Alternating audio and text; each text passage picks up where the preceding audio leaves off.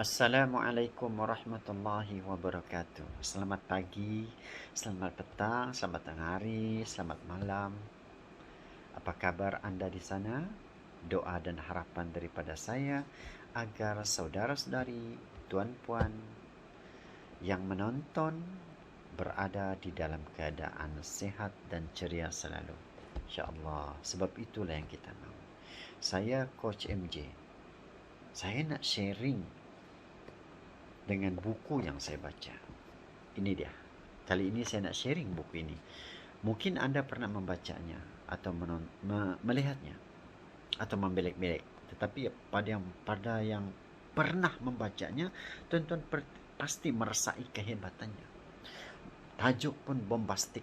Anda berhak hebat. Tulisan Mat Taib Mat. Dia ni kalau tak silap buku ni tahun 2003 diterbitkan dan sudah mengalami beberapa cetak ulang. Apa yang menarik, di akhir bab yang ke-12 dalam buku ini ada 12 bab. Bab ke-12 itu disebut apa? Hiduplah detik ini. Maksudnya, dikala saya bercakap ini, di sini ada peluang terhidang yang perlu kita gunakan. Jangan persiakan segala peluang yang ada. Sebab detik yang berlalu tak akan berulang. Bermakna peluang itu tak akan kembali lagi. Gunakan sepenuhnya peluang yang ada untuk mencapai apa yang kita nak. Jangan berlengah. Jangan persiakan masa anda. Jangan persiakan kehidupan. Manusia yang tidak persiakan kehidupan ini adalah mereka yang hebat. Sedikit tentang tajuk itu. Saya nak suka yang kesimpulan tu sebab di situlah sebenarnya intipati kepada kehidupan kita.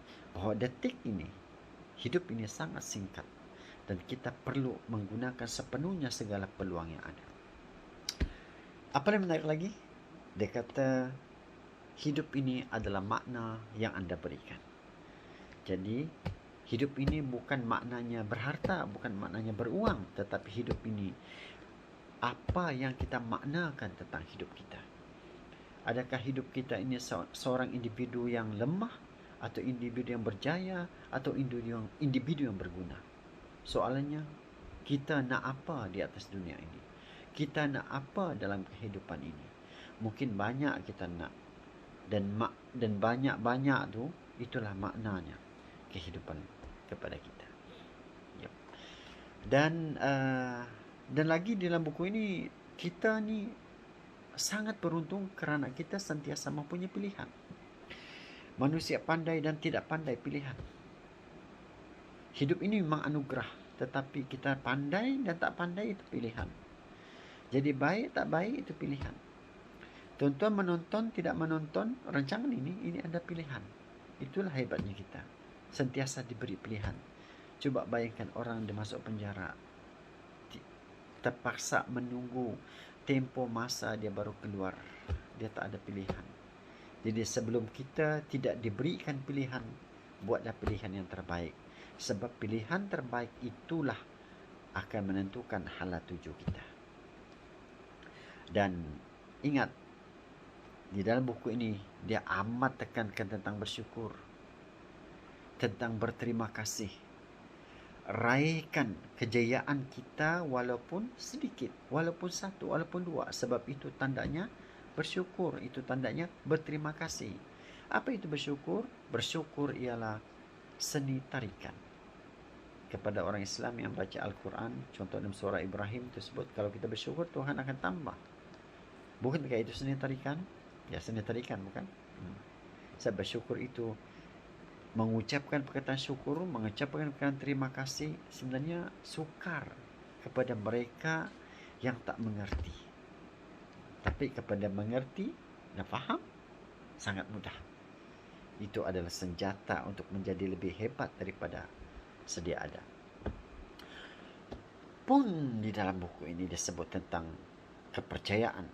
Kita perlu percaya kepada diri, kita akan berjaya. Kita perlu yakin bahawa kita akan berjaya. Dan kita perlu ada matlamat di dalam hati kita, dalam benak kita, bertulis dan kita bertindak. Di samping itu semua, Yang paling penting ialah keputusan kita untuk bertindak untuk mencapai matlamat adalah pokok pangkal kepada kejayaan kita. Itulah penting, walaupun matlamat itu sebenarnya kadang-kadang orang tak berapa peduli. Dia hanya sekadar berucap di mulut, dibiarkan berlalu begitu saja. Di sini buku ini sebut tentang kekuatan minda kita. Semuanya pada minda kita. Minda kita, kekuatan minda kita ini bergantung kepada saranan kita. Dan saranan itu perlu lebih spesifik, perlu lebih kuat dengan keputusan yang mantap untuk bertindak terhadap sesuatu yang kita nak. Dan apalagi sebenarnya? Ya di sini disebut tentang soalan adalah jawapan. Jangan tidak menyoal. Jangan malu menyoal. Nanti sesat. Soalan adalah jawapan terhadap sebarang persoalan. Kerana dia kata kehidupan dan kematian itu terlalu banyak persoalan. Jadi selagi kita hidup, menyoallah agar memandu kita ke arah perjalanan sebelum sampai kematian. Yang di situ kita boleh tanyalah. Manusia yang berjaya adalah manusia yang fleksibel. Kalau kita tidak berjaya untuk mencapai satu tujuan jalan A, kita gunakan jalan B. Kalau tak boleh jalan B, gunakan jalan C. Itu adalah fleksibel. Jangan terlalu rigid. Jangan terlalu ego, jangan terlalu sombong. Tidak mau mengubah diri semata-mata nak kena status. Kejayaan, individu, kehebatan kita ini tidak bergantung kepada harta dan wang ringgit. Berapa ramai orang yang mempunyai harta, berapa ramai orang mempunyai pangkat, berapa ramai orang mempunyai wang ringgit, tapi akhirnya pergi harta, pergi wang ringgit, pergi pangkat, meninggalkan mereka seorang menuju ke alam kubur lah begitu. Berapa kejayaan itu bukan disebabkan pangkat, harta, duit, tetapi kekuatan minda kita. Bagaimana kita menggunakan kekuatan minda kita, conscious mind dan unconscious mind kita untuk mencapai target apa yang kita mahu. Tuan-tuan dan puan-puan, alhamdulillah, kepada yang belum memiliki buku ini, silalah cari di Academic NLP Malaysia, ataupun cari penulisnya, ataupun tag di bawah tu. Tempat saya pun ada. Tapi percayalah, anda akan bertambah hebat untuk bila mendapat, membaca dan mengaplikasikan cadangan, pattern dan teknik yang berada di dalam buku ini. Ya. Fikir-fikirlah bosku, dari kau saya betul.